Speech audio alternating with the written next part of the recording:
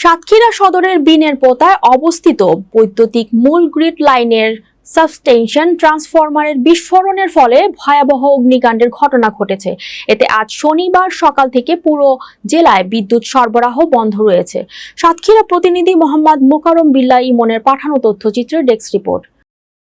Satkhira fire service জানিয়েছেন বেলা 11:10 দিকে সদর উপজেলা বিনের পোতা এলাকায় 132 কেবি পাওয়ার গ্রিড লাইনের একটি ট্রান্সফরমারের হঠাৎ বিস্ফোরণ ঘটে এবং এতে আগুন ধরে যায়। খবর পেয়ে সাতক্ষীরা ফায়ার সার্ভিসের দুটি ইউনিট দ্রুত ঘটনাস্থলে পৌঁছায় এবং প্রায় 1 ঘন্টার চেষ্টায় আগুন নিয়ন্ত্রণে আনে। এই ঘটনায় কোনো হতাহতের খবর পাওয়া যায়নি।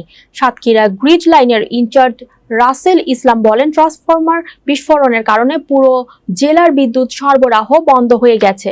তবে আমরা দ্রুত মেরামতের কাজ শুরু করেছি এবং আশা করছি বিকেলের মধ্যে বিদ্যুৎ সরবরাহ স্বাভাবিক করা হবে।